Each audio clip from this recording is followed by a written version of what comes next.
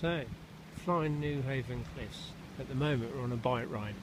The simple reason was just to give you a perspective view down here. If you were to land here, as in down here, you know, you're up there and then you come down here, it might not be room for you to put a glider down. Tide's in, so if you flew when the tide is in,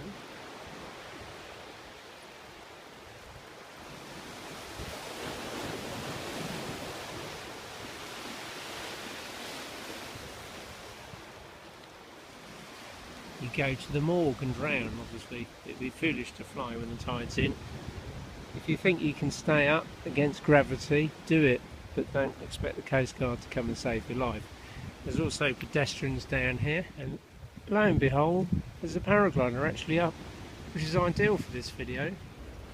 Is it right for me to criticise? Well, I'm not criticising, I'm observing. So the tide's in, you couldn't land down here without doing damage to your glider, or maybe injuring the public. There's a bit of beach area coming up. I'm going to show you that in a moment. The problem about this beach area here, if you came into land, you'd probably make out the gap between the concrete there. The seagulls are sitting on top. If you don't fly and land between it, you'll just hit that lump of concrete. Dangerous. It's obviously full of children, kids in the summer on a sunny day. And if we go back, we'll be a bit careful here. We've got a glider coming and a push bike. After you, sir. You're welcome. Yes. So here's the paraglider coming. The tide is at high tide. I haven't scripted this. This is just how it is. There's nowhere to land except for this bit of the beach.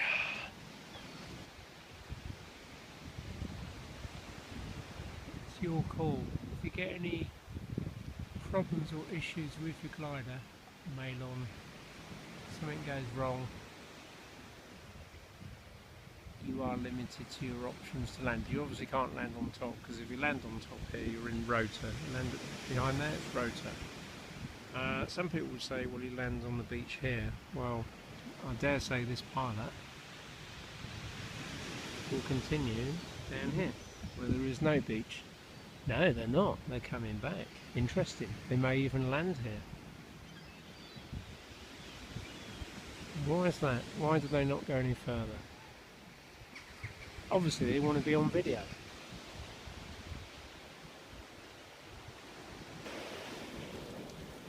I wouldn't want to land in that. So another factor about the cliff run, any cliff, is when the tide comes in and out. The tide comes in, obviously, goes out. But they have different heights, so sometimes there's 6 meters, 1 meters. So sometimes in theory you could actually walk out, but other times the tide comes in really high. So here comes option 2. If you were going to make a landing, but again it's got sand, and generally speaking it would have children or people on there. It's not that big. It's doable. And this is at a gap known as Rossendine. The gap is the gap there. But ironically, that little cliff there, you could easily just pass over really easily. If you can't, you can land on the beach. It's nice and easy. But you've got all these objects here,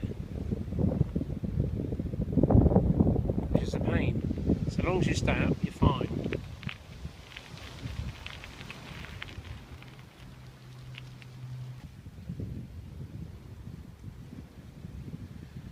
So from the top there down to where I am now, it is, going through a puddle, it's not very far. It's probably about 10-15 seconds.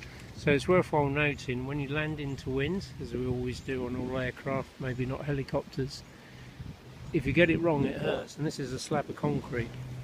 You can't afford to fly downwind here and shout "watch out" to some passerby. It'd be totally unfair. You are the pilot and you're in charge. So although it's a cliff run, it's designated as a pilot rating. So it means you've got a level of responsibility. Sadly, the pilot paper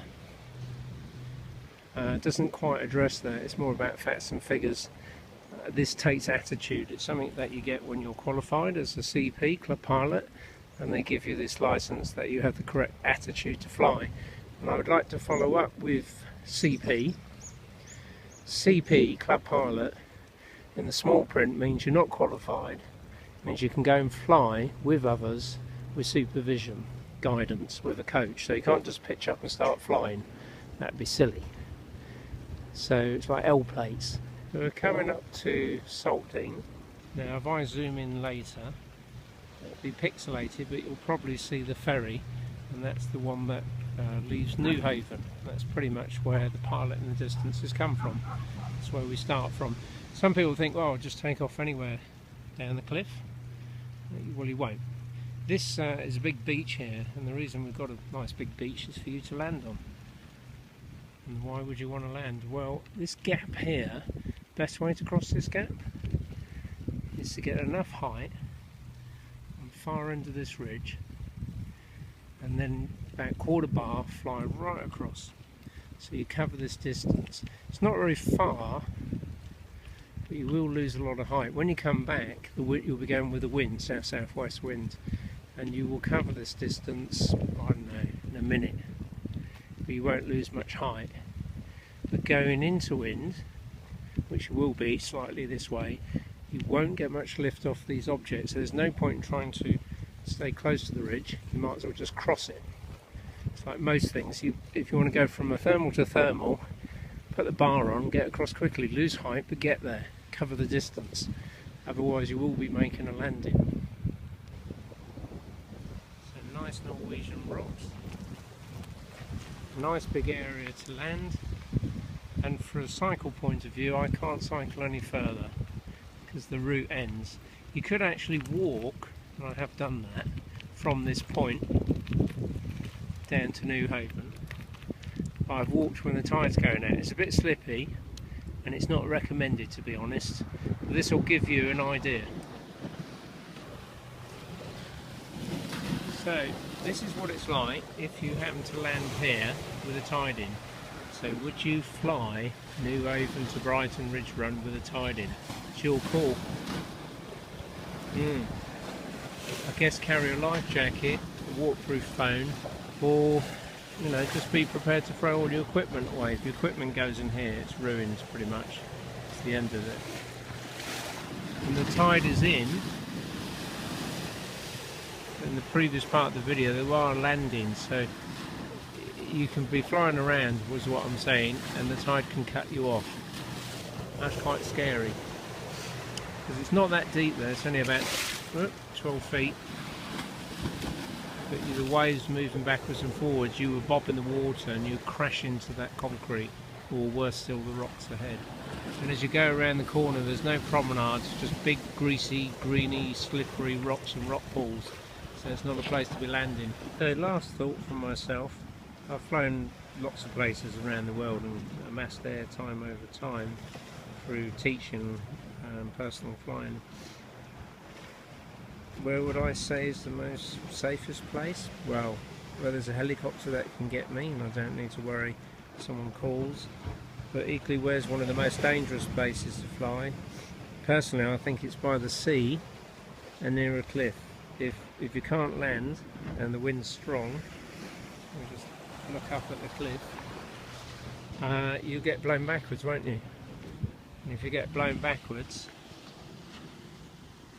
the wind picked up, you'll be pushed over there, and the vortices and rotor that occurs behind here would put you in hospital. Obviously, your glider just folds up in rotor. Nothing flies in rotor, it just can't handle it. And gliders made out of ripstop nylon. So if the wind was strong, very difficult to actually land down here. And the other thing that could go wrong, obviously, is landing in the sea. I think I've said it enough, don't land in the sea. So here's this gap at Saltine. Gives you a different perspective. You'd be flying this way, losing height. Where that ridge goes up again, that's where you connect. If you come in too low, you'll probably either fly away from the ridge lift, because there's very limited lift there, or get too close, maybe put a bit of brake on, go right, and then you hit the cliff. That'd be disaster. But either way, if you had to, say, get close to that ridge, fly across here, and you connect with that ridge, if you haven't worked out where you're going to land, you've got an issue. The light's not very good, but there's a silhouette, it will be. A box here, metal box. That's going to hurt. You may even hit this pole here. So if you were flying very close to here, and then you went out, you might hit this sign. Oh, nearly cycled into it. It's easy done. And there are the members of the public. You cannot afford to hit a member of the public. So if you flew out from that ridge and you didn't get your lift, then you can maybe make the beach, miss the Norwegian rocks over here. So coming to the end of here, and we're nearly back at Brighton, and not filming with a gimbal, so it'd be interesting. There's a lot of camera shake, sorry about that. And where that marina is, you don't go there and turn and come back, because you'll be in rotor off that marina. So I would suggest that this corner here, just here where the black bin is a good one to turn. You can go further, but there's not much point, to be honest. And that's it, Rob signing off.